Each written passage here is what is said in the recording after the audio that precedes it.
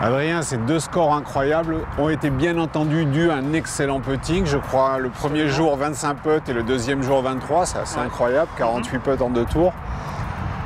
Tu n'as rien fait de particulier, tu as simplement suivi le protocole qui t'a accompagné toute ta carrière pro.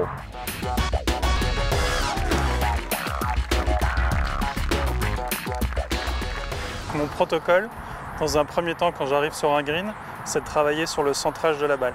Donc je pense peu à la technique, par contre j'essaie de centrer vraiment la balle au milieu du club pour contrôler au maximum la distance. L'exercice que je fais, c'est l'exercice plus connu sous le nom de Tiger Woods.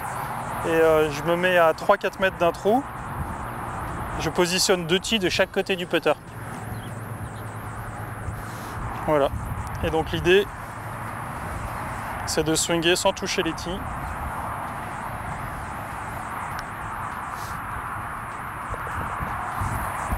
Et donc je me focalise vraiment sur le putter qui revient square à l'impact et qui tape la balle sur le milieu du putter. Donc le contact, c'est fait.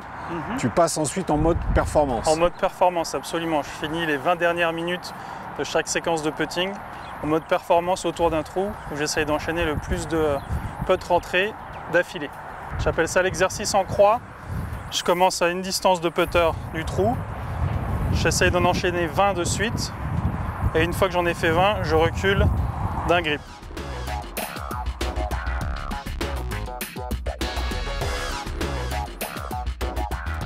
Donc quand je loupe, je recommence à 0 et le but c'est d'en faire 20 de suite.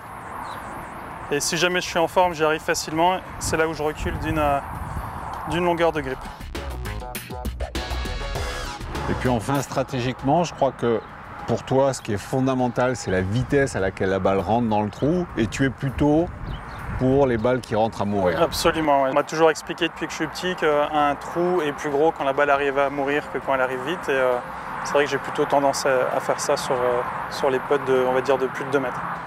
Centrage, confiance sur les petits putts et des putts à mourir. À vous de jouer.